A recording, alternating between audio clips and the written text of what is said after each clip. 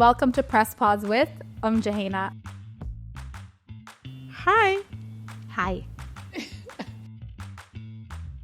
So it improves your blood pressure and your resting heart rate. You are eating the type of foods that will not be harmful to you. I feel like this is a good little tip. According to the religion, 22 to 26 choose for a big bite. minimum should be 22. I reached 16. Alhamdulillah Rabbil Alamin. All the appetizers, the best ones, in my opinion, are deep fried. Our buffets, Oh, the buffet. Those buffets, they spoil us. One of the things mentioned is that it helps with your thinking and your memory. Walk like a rabbit. Run like a rabbit. That's some science for you. Do not compensate by overeating when you're allowed to eat. So if there's somebody that you love, you miss, that you haven't reconnected with, take this as a sign to reconnect with them again. Oh, yes.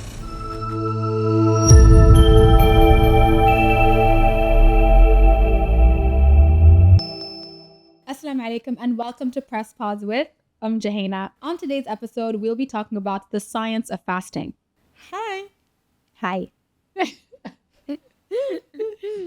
So, Ma, can you tell us a little bit more about the science of fasting? I know you're a veterinarian, but I feel like you know a lot about science. Talk about the science of fasting. Basically, why we fast is to purify and cleanse our bodies. And while we are doing that, of course, we are supposed to be praying 5 times. So there's a little bit of exercise and stretching also involved. And a spiritual reconnect. And a spiritual reconnect. Yeah, exactly. Now, when you are self-healing, you start feeling good in yourself. What do you mean by self-healing? Self-healing means you are eating the type of foods that will not be harmful to you. And they will be the kind of foods that are in limited quantities. Okay, discipline again. Limited quantities. At the same time, they are foods which are going to be beneficial to you in ways more than one, thereby inhibiting inflammation, which is the major cause of many, many diseases. Also, the blood sugar levels. If you, like nowadays, there is a trend, intermittent fasting. I'm fasting intermittently for I don't know how many hours, this and that, whatever.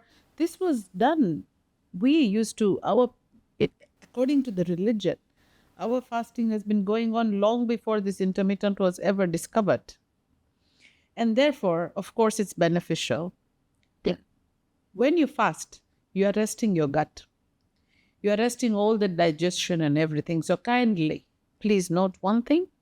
Do not compensate by overeating when you're allowed to eat. Just go easy because your system is already tapering off. And by fasting, you are doing a favor to your body. Don't spoil it after Iftar.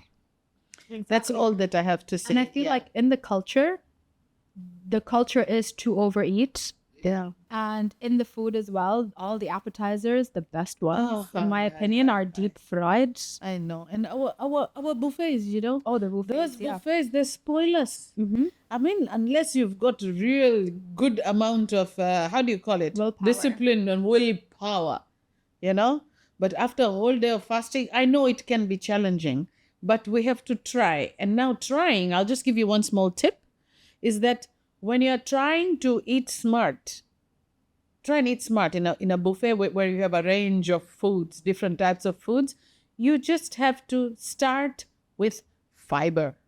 Any fibrous foods, which includes salads, try and avoid anything which is too sweet to start with. And then you go to your proteins. Proteins, okay, you will say, oh, my sambusa, it had meat, I don't know, it had chicken, whatever it is, it's a fried food. Have it in moderation. And don't have it in the beginning when you're very hungry. Have it after your proper food. Like if you've had, say, farid or haris. After that, if you have your fried food a little bit, maybe 1 or 2 samosas, and ligaimat at the end, definitely at the end, because by that time, your blood sugars are already bubbling under and they have, more or less they are constant. So there won't be that bad a spike as if you started breaking your fast and eating ligaimat. Ligaimat at the end, desserts at the end, completely when you are full. So even your body can simmer, and slowly digest the sugars. Also, the other thing that I want to say, and which we all do not, and I can guarantee you we don't, chew your food. Oh, yeah. Chew your food. Don't just gulp it down because you're hungry and you haven't eaten for the whole day. You will have indigestion because of that. Because there's no time for the food that you are eating to be digested. And our carbs, they are digested. The digestion starts in the mouth. Carbohydrates, they have the enzyme in the saliva, which breaks it down and prepares it to go into the gut. Yeah. So if you don't chew enough, that part of digestion didn't take place with the saliva in your mouth. Make sure the saliva, you chew properly so the saliva mixes with your food, especially if they are carbs, and then it's sent down for further digestion into your system. Okay, that's something that is very important. The amount you chew. Chew for at least 16 times. Try counting henceforth. How many times do you chew before you swallow? It won't be more than 6. Minimum should be 22. I reached 16. Alhamdulillah Rabbil Alameen. That sort of a thing. So small things take you a long way. So just in discipline, whatever form of discipline you're trying to follow, be consistent with it and you will see change. And after a whole month of fasting, you're not supposed to gain weight, which happens to many of us. Yeah, it's the other way. It's the other way around. Most people actually do gain weight during the holy month. I mean, it's not the purpose, because we just have to be a little bit smart. Tweak your feeding habits and you'll be good. Yeah, and I feel like this is a good little tip to just pause and be mindful while you are eating. Yes. And just to enjoy the food that you are blessed with as well. Yes. Yeah. So what is the number? 22 chews? 22 to 26 even. Oh, wow. Some people can, okay? But by the time, I'm telling you, 6 is also too much. But is it 22 to 26 chews for a big bite? Like, I'm talking... Why are you taking a big bite? You are a doggy? No, you shouldn't gulp down your food. There comes the point. So, average-sized bites. Yeah, average size and normal, where your mouth is going, no. Okay. Extra. Okay, baby bite. Yeah, baby bite and chew it. Because the saliva, you will choke if you've taken a big bite. Just curious, man. I am explaining. Just for anyone who is really ambitious in finishing the meal quickly, like me. This is the thing. Don't be so fast. Don't be like a rabbit. I always tell you, be like a tortoise. Yeah. Where breathing is concerned, where eating is concerned, except when you're walking, walk like a rabbit, run like a rabbit. Yeah, that's my motto in life. Yeah. And what are the other benefits of fasting? I mean, I feel like intermittent fasting, as you did mention, has become a trend. Yeah. But we have been fasting for thousands of years. Yes, exactly. And what I did is I researched what Hopkins Medicine has written about intermittent fasting specifically. So one of the things mentioned is that it helps with your thinking and your memory. Oh, yeah, definitely. Yeah, yes. Exactly. So basically when they did when they made animals fast, their working memory was enhanced. And when they were observing adult humans who were fasting, their verbal memory was increased. Yes. So that's some science for you. Also, when you're fasting, slow down your pace of life. Yani, don't just go suddenly, you just want to finish everything and that's it. No, take it easy. After the Zuhr prayer, try and get a little bit of rest. Take a nap. Take a nap or do something where you're lying down and just, relax. Okay? That will help charge your batteries, so to speak. And also, what we always forget and we overlook is the amount of water we drink or the fluids we take.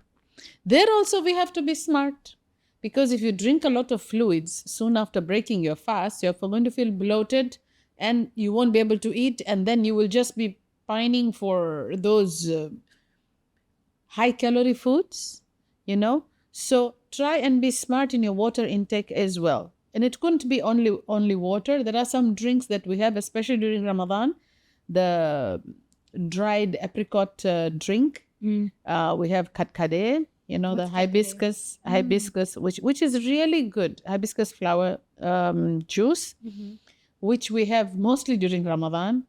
And that one is extremely good for regulating the blood pressure. But of course, with decent amounts of sugar instilled in it, added into it. All these things. Having said all that, try and eat in moderation generally. Eat smart. You start with your fibers, go to your proteins, and then lastly, your carbs. And if you're going to take any sugars, take some smart sugars. What would be a smart sugar? A smart sugar is even if you take fruit. Oh, no, I'm just taking fruit. But fruit also, there is good fruit and there is fruit which is high glycemic naughty. and low glycemic, right? Yes, but the sugars are very high, like the mangoes, Bangos. the bananas, the mangoes, grapes. Those are foods in fruit which have high sugars. So you should have that in moderation, or maybe switch to something else. Even watermelon. People think that watermelon doesn't have that much of sugar. I mean, high glycemic fruit though. But yes, so you have to have it in moderation if you're going to have it. Otherwise, try and avoid. What you can have is guavas, pears. Yeah, blackberries, blueberries, strawberries. Them berries are good. Yeah, because they're also high in antioxidants. Yes. And they're low glycemic. Yes. Yeah. And even the kind of milk that you drink, if you're going to have your shakes, try and restrict your amount of juices, because those ones are rich in sugars too. Oh, okay. And your shakes. Shakes like protein shakes? No, shakes as in milkshake, this shake, strawberry shake, whatever shake, chocolate shake, or like the mocktails and mojitos. Whatever. All those are very high in sugars. Okay. Sugary beverages. Try and restrict them. Stick to your labanap or, whatever. Even unless you're lactose intolerant. Unless you're lactose intolerant, and then there'll be other varieties that you will be smart enough to choose. Unless And also going back to the other benefits that I found out about fasting from Hopkins Medicine was it improves your heart health. Oh, yes, definitely. Exactly. So it improves your blood pressure and your resting heart rate. Yes. And do not ever forget to exercise. It could just be 10 minutes away from your house and 10 minutes back. Just a little walk. Just a little walk. Fresh air. Yeah, fresh air also. You will feel better. You could do it between Al-Asr and Maghrib. If you're not cooking or you don't have any, or you're going to go out for Iftar, you can do that. Just try and squeeze it in then. Yeah. Otherwise, do it after you've done your Taraweeh prayers. Yeah. And you just go ahead and do that. Devote yourself. Yeah. For me, if I do decide to get movement in, I do it just before Iftar and Maghrib prayer comes, because then I can break my fast when the thirst really hits me because of the additional movement and exertion of my body. I prefer doing that too. Yeah, that's the best time.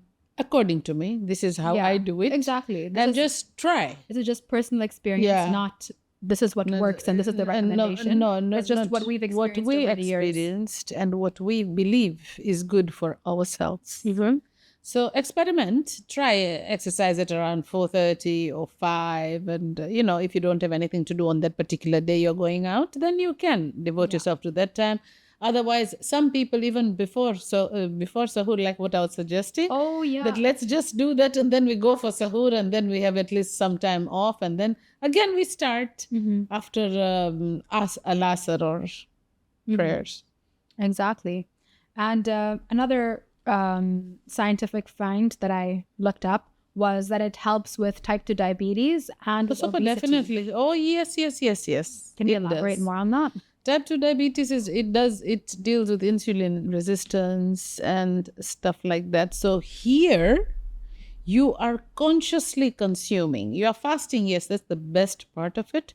And the cherry on top is that you will lose weight. There is every chance you will lose weight if you just tweak up your intake of food. So that's 3/4 of your problem solved, because you are trying to eat smart, because you're eating less anyway. For many hours you're not eating.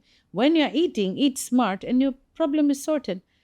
You will see that you digest your food even much better, and it helps you regulate your sugars easily. And over a period of a month's time, you will see a significant difference if you stick to it. Yeah, exactly. For the research that I found, it said that for obese adult humans, they lost weight. And for the animals that they tested on, it prevented obesity in the first place, specifically when they were being fasted. Definitely. And of course, it helps you lose weight because your calorie intake is lower and you have a restricted window. Yes. And that's why intermittent fasting works. Yeah.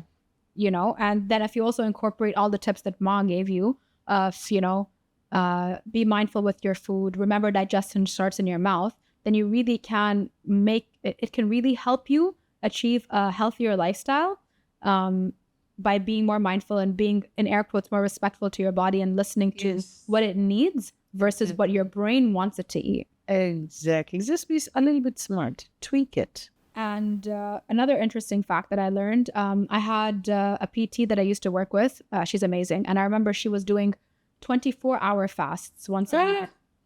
But and I was really curious about that, and I wanted to understand more. And she mentioned that when you fast for 24 hours, your body is forced to flush out all the toxic. It cleanses your body of the, in air quotes, bad cells.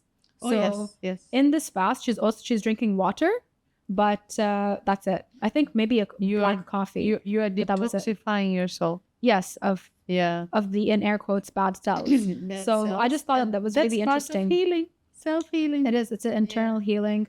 And with it being during the holy month, and it's a spiritual healing. Yes. It's a way to reconnect with family, friends. You know, in Western culture, with Christmas, you know, you have Christmas Day, and that's the day when, you know, nobody should spend it alone and reconnect with your friends and family. Yes. We have a whole month of that, and then it's followed by Eid. Yes. And it's wonderful each and every day, each and every Iftar and so Exactly. Yeah. It brings us all together. Exactly. So if there's somebody that you love, you miss, that you haven't reconnected with, take this as a sign to reconnect with them again. Oh, yes. Exactly. It's a beautiful time to get together, to enjoy a meal together after a day of fasting, and reconnect with the people that you love. And followed by Ramadan is Eid. And stay tuned for the video that we're going to upload next week, where we talk about Eid and Shawwal that comes right after it.